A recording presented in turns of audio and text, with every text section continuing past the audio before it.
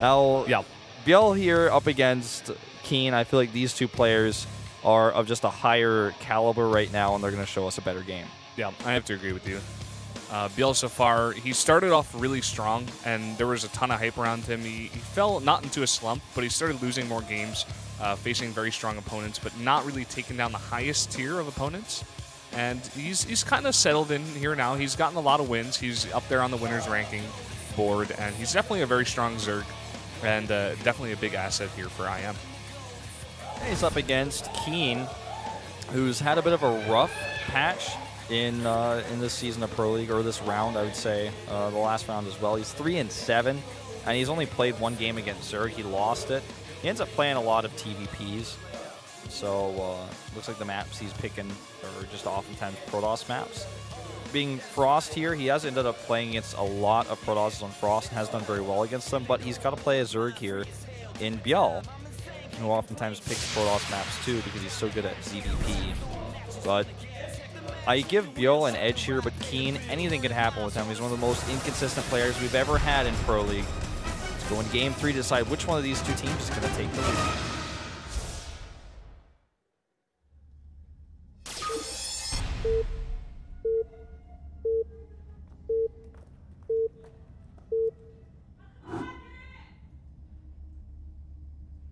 LTA는 SK텔레콤.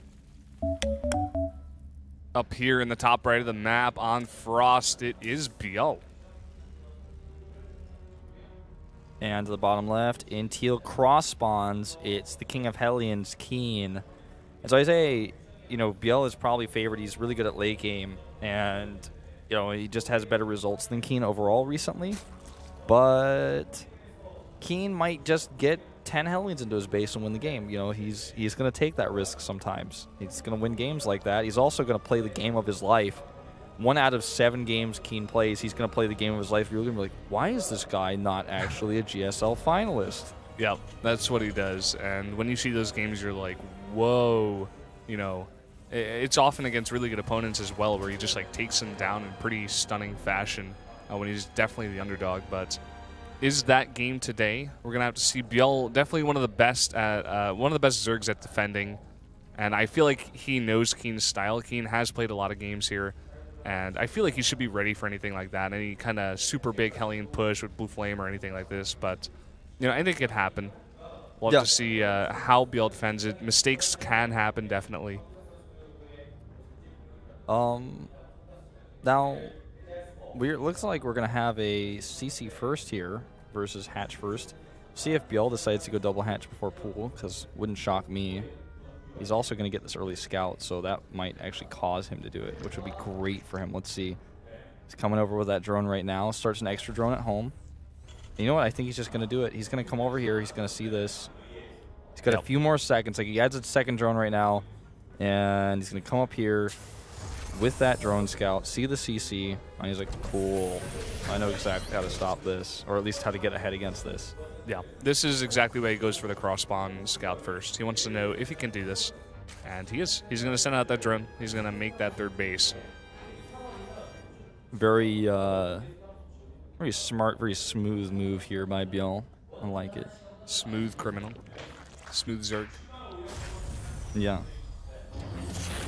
I was computing that in my head, like smooth criminal, and if I could make any sort of other reference, but I ran out of ideas, Brendan. Nah, I don't have any as well. So I mean, unfortunately, we talked about breakfast cereals yesterday. What was your favorite breakfast cereal, if you had one? Like that you thought, like you thought about, like when your mom got it, you're like, oh, you know, I'm so glad we have this instead of Rice Krispie Crunch or whatever. Like, you know. I think it was Trix. I mentioned that the other day as well. I was a guy who was really big into like candy and sweets. So the sweeter the cereal, the more tasty it was to me. So like Fruit Loops, Fruity Pebbles, Trix. I was that guy. Cool. What about you? I want to go with Fruit Loops, actually. Yeah? I think they were my favorite. I didn't eat breakfast cereal a lot. I was really more of a like make toast style. Like I would actually, most of the time for breakfast, this is going to sound strange to a lot of people, but a toasted bagel with mustard and a slice of bologna on top. That is disgusting. Toasted bologna on top of mustard and a bagel. Well, just because it doesn't taste like candy, you don't like it? No, like, It's great, man. You should try it back at home if you're home and you got bologna and bagel and mustard. If you're gonna eat it like in a sandwich, like a bologna sandwich with mustard, like that's not my style either, but I can understand. But on a bagel, it's great. It's amazing. Oh man, that's oh god. I want you to make that for me one time, and I'll eat it. I'll just do it just because I'm like so stunned by. That's good actually. I recommend it. I mean, if you don't like bologna, then well, I mean, you don't like bologna, but.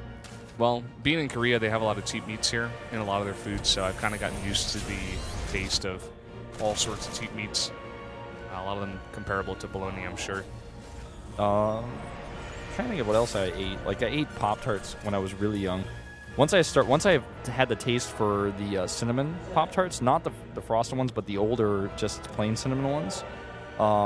I would eat them sometimes. Like I would sneak them. My parents, they didn't know, and I'd eat them. But then they started getting apple cinnamon, which was a terrible flavor of Pop-Tarts. And then I've never even heard of those two flavors of Pop-Tarts.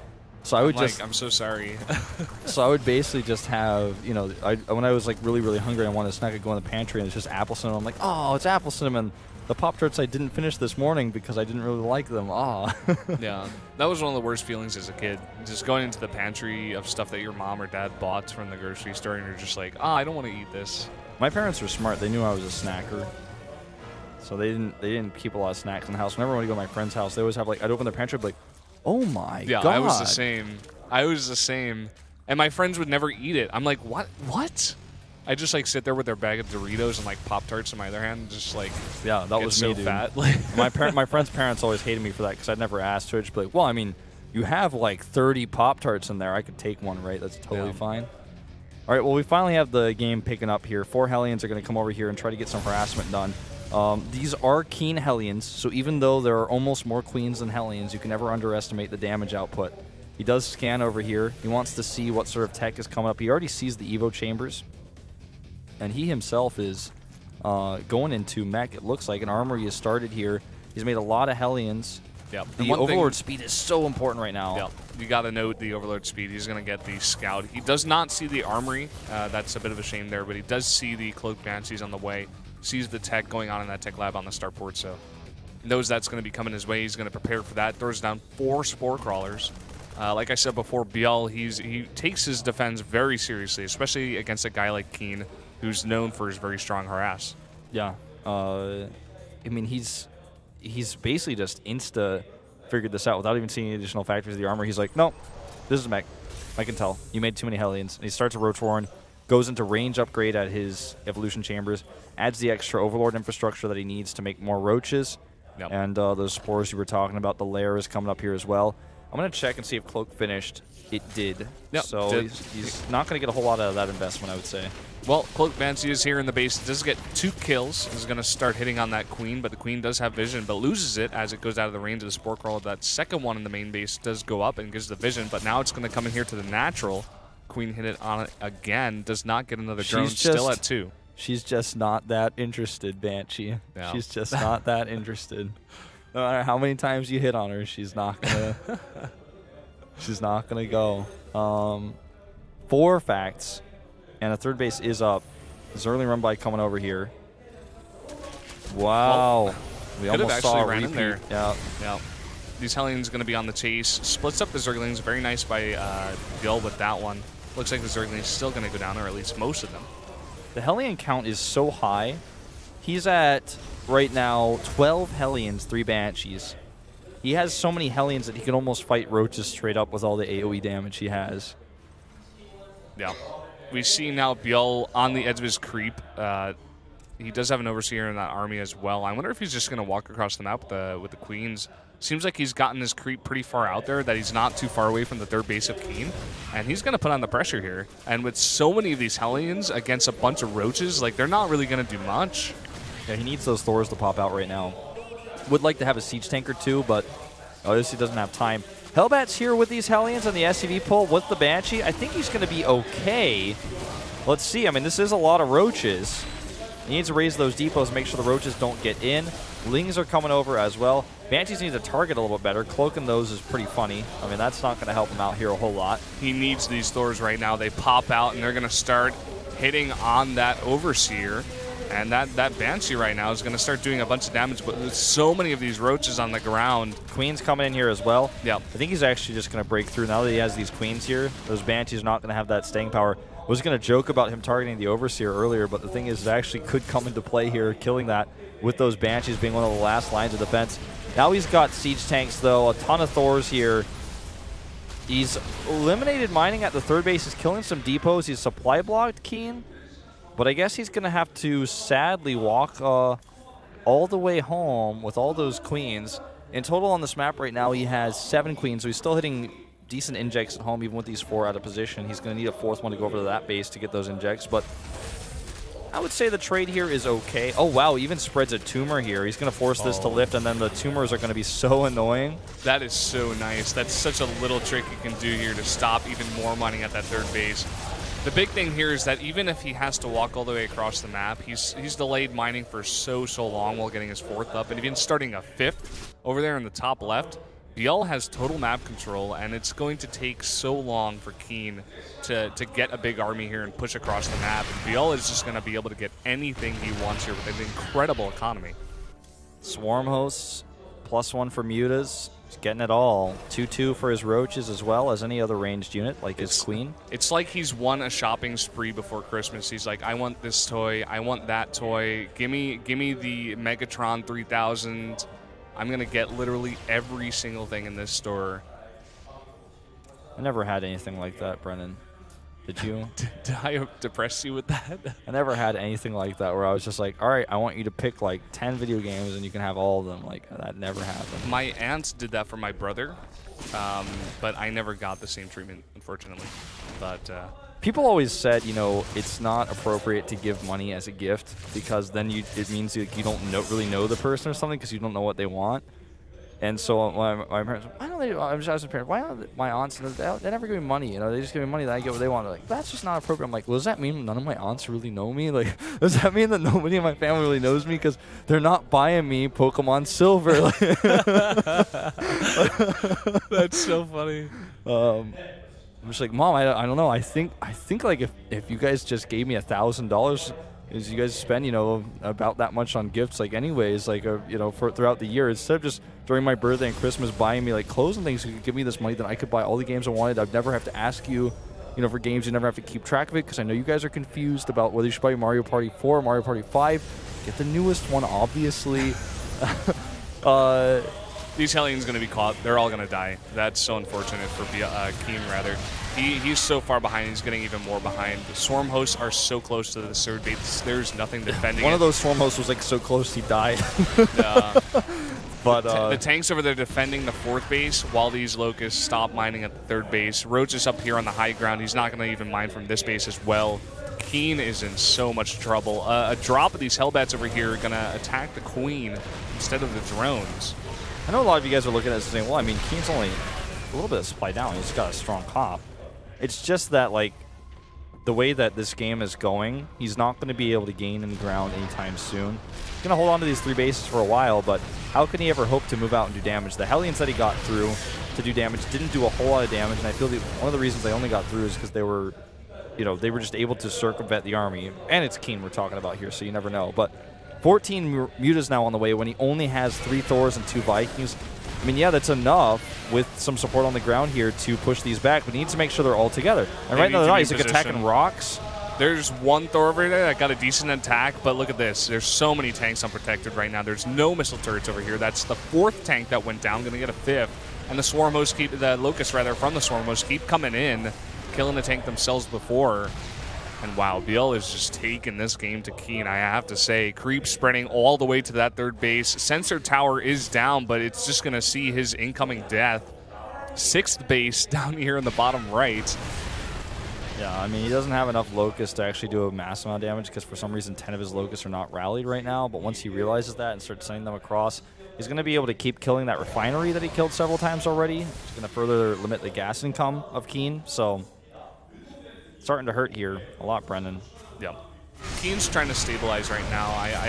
You have to applaud his efforts. You know, he's starting to get more Thors. He knows the meters are out. He's building a lot of missile turrets, but, you know, even though he's defending well now, ByuL's doing the same over here at his bases, and he's getting all the upgrades way ahead of KeeN. So, I don't know. Still looking good for ByuL.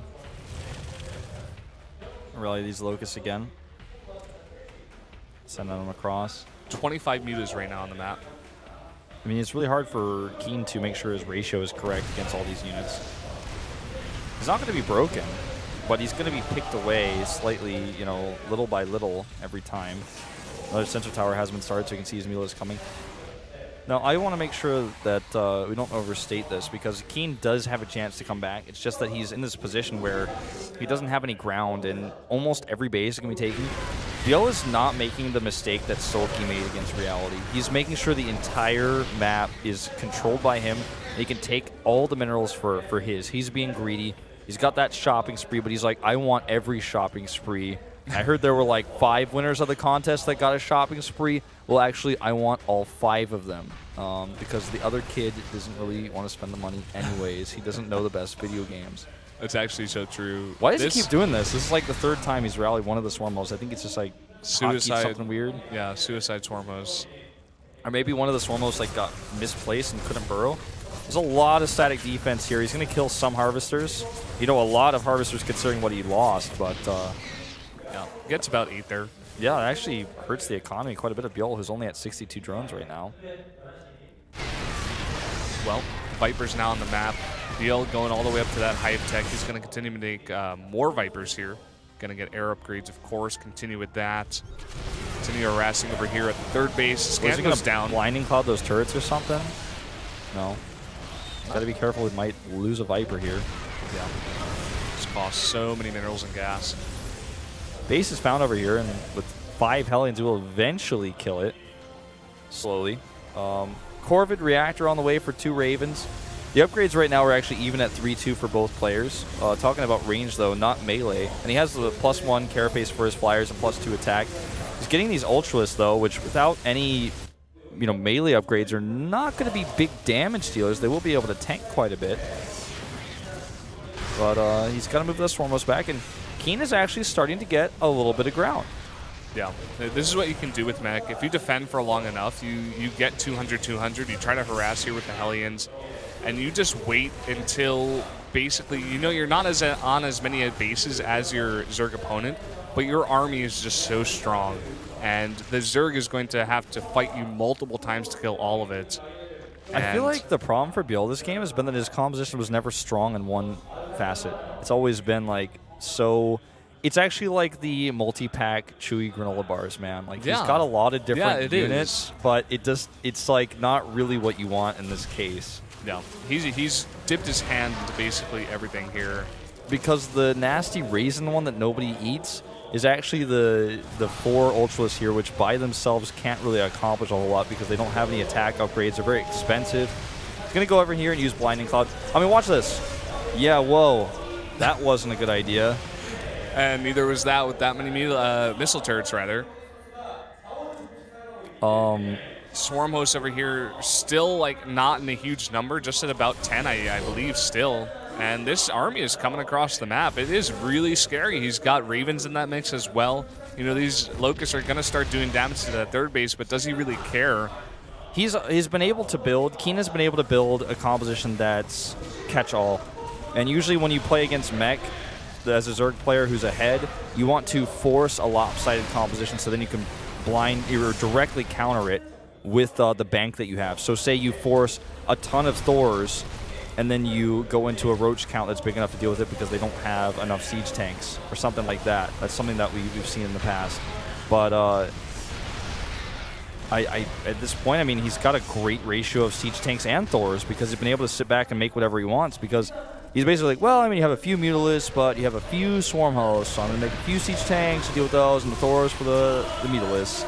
Blinding Clouds here are decent, and the Ultralists are going to be able to have a field day with those. Oh, there's a lot of Thors here regardless. You know, all those siege tanks going down is going to hurt him, actually. He does lose a bunch of these Ultralists, but that's going to stop this push significantly. He's going to have to back off. Wow, this keeps happening. He keeps finding these turret rings right before they're ready. With all these Vikings, actually, he could fight this, though. Especially with those Ravens to support. It's 14 Vikings versus 14 Mutas with 6 Ravens. He's actually going to have a good time with this. Wow, this is a really awkward engagement. Those Thors are going to crush the Ultras again because the Ultras don't have the attack upgrade.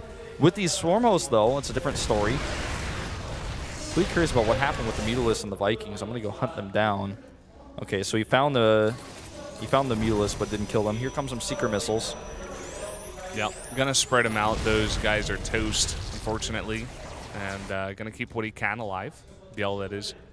We do have to state once again, though, that even if another huge mech push comes across at 200-200, the one thing that ByuL has done really well in this game, maybe not in his army comp, is that he's taken the entire map, at least the top part of it. So he has like a ton of room to back off and gain time for himself. It's going to be so hard for KeeN to, you know, finally just eradicate the entire Zerg because he has so many mining bases in both the top right and the top left. And if he's smart, he'll probably spread out that tech if it goes late enough. And that's the really big benefit that ByuL has right now. Yeah, not having that watchtower actually is starting to hurt him a little bit too, as he doesn't have vision of the Locust. They're going to try to go over there and kill him. Ravens over here could make quick work of some of these Swarm hosts with Seeker missiles. Does go for 3. And will kill, actually, it looks like just 3. The 4th one gets a little bit low. This base is not going to be able to land until he clears up that Zergling. I feel like KeeN's got a strong army and his pushing power is good, and he's not afraid to do that. But his multitasking and defending this harassment and, you know, also harassing the Zerg players' bases and controlling his units against these Swarm hosts when he finds them has been his weakness in this game. He's just not able to catch the little things. He's got the big core of his army, and his control is solid on that, and he's been on top of that, but it's just these little things that are starting to wear him down. I mean, he's down to 36 harvesters. He has no bank in minerals, so he hasn't been able to remax. Yeah, we see him slowly losing those minerals. He finally gets that base. ByuL right now, does take control of the middle of this map. He's going to come over here with these Mutalisks. No more mining here at the 3rd base, even though there are so many of these orbitals over here that are using their energy. A lot of them actually on scans for the Locust, and as well as, you know, even that Burrowed Zergling. Look at this, more harass that KeeN is not really doing much with. I mean, he is going to get 2 Ultralisks for this, so that is good. That's a lot of gas. It's really important to note that he also killed all those mules that just got dropped. That's where all those orbitals come into play. Okay, now he's starting to do some stuff like this. Just send a few siege tanks in tank mode across the map because they do so much damage so quickly in tank mode. If you don't have a lot of units that are fighting, they'll kill a structure, they'll kill a roach or 2 pretty fast. And you go over there and kill the Hatch. Hatch is dead to the bottom right now. Now he's got a Banshee, 2 Banshees over here with Cloak. PDDs go down, forcing those Swarm hosts to be moved. He's also going to eliminate these Spore Crawlers. And he's going to force his way again down the middle of the map here with those Ravens. Going to clear up those spores, or rather the creep tumors pretty well. Few siege tanks here, not in siege mode. Planetary is not ready either. I think he's going to lose his base. Oh, definitely with the Mutalisks coming over here, no chance he saves it. Yep, that's a dead base, and that's so unfortunate because that's basically his only mining base right now.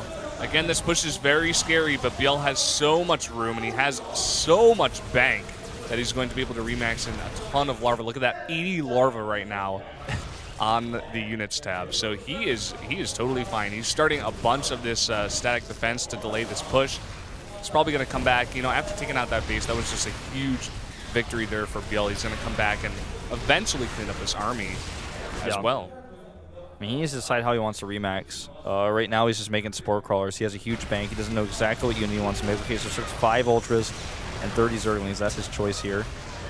The siege tanks are in a pretty tough to defeat spot right now. They're actually pretty comfortable over there, but he's got Ultras to come for a flank, so it looks like he wants to just go in from both sides of Ultras with a few Locusts to support, give that extra DPS. This location has been secured, but he loses the base at the top left, his 4th. And he's got all these orbitals kind of flying around looking useless right now. Yeah. Banshee's going to come over here and ward off those Ultralisks at least. Another base going to try to land over there. PDD's dropped over here, and this push has been forced back. I have to say, KeeN, you know, that push that he's trying to do, it just doesn't have much power behind it because he's not able to remax. If you look at his supply right now, he has 12 workers, and most of it is an army supply, which makes a decently strong army, but he's just not, you know, full and whole right now. If he loses any part of his army, it cannot be replaced. He can't replace anything. His army is 6 Thors, 4 Banshees, 14 Vikings, 10 Siege Tanks, and 6 Ravens. going to use these 2 Banshees to kill a hatchery, but there are so many other hatcheries on the map to replace it. If he loses these 2 Banshees, they're never coming back. Not for a long time, because he needs more bank. He's spending some of his bank right now to build SCVs as he starts to realize, yeah, I got a lot of mules, but it kind of is unfortunate that I'm not even able to land my CCs. That was a clutch block right there. Not going to last him a long time. If he turns his siege tanks around to deal with, like, you know, a tiny number of Zerglings over there, that's going to be pretty harsh. And here we go. He's just going to engage in this. Some Locust support, a few Ultralists here, enough to tank. He's going to kill some of the units. And the thing is, you might be thinking, well, that's a lot of Ultralists he lost. That's pretty expensive. But the army that KeeN lost with no economy just cannot be replaced. He can remake those Ultras. He can remake the Zerglings that are now killing starports and starting to break through the infrastructure here. Yeah, he has no qualms with making just more units. He has such a gigantic bank. KeeN right now fighting with drop Vikings against Zerglings that are running rampant about the base. Even going to start killing these missile turrets.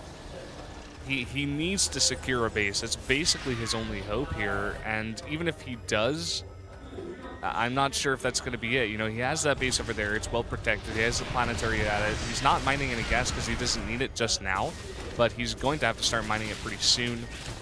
And we got 5 Ultralists coming at a time. You know, ByuL staying consistently maxed, and he's just going to take it slow and steady. He's not going to go for a big fight and possibly lose his whole army and have KeeN, you know, have any chance here. He's going to just, he knows he has the victory here. He's way ahead.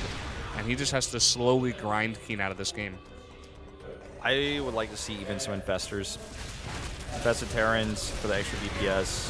Fungals on the Vikings to help zone out, you know, the Vikings, which are kind of the only answer he has to the Mutalists right now. He's got, yeah, 4 Thors, but the Vikings, it's just so much easier to fight them. But it looks like Ultros with Blinding Cloud here might just be enough to end the game, as it is right here and now, killing the last of those siege tanks. Mules repairing a planetary, which means if all those mules go down, they're not going to be mining, which is the only real workus he has in this game, as he's lost all of his SCVs. More Locusts coming down, and repairing this planetary is starting to become very expensive for KeeN as well. Saving now those Storm Hosts, and there are the Infestors. He's starting to realize, okay, just get these energy units out, I should be fine. Well, that's one way to kill a pack of Swarm Hosts. Yep. All those guys going down, you know, free Swarm Host there. A little grab, a little nice grab by KeeN. I'm just not sure if it's going to matter. He's just going to make those, you know, he's just going to remax and Ultralists and Infestors here. Yeah. With all the Raven energy spent, he might consider being a little bit more aggressive with his Mutalists. Consider or not, he's not doing it. 8 Infestors coming across here. He can actually fungal the SCVs. He can do Infested Terran drop over there.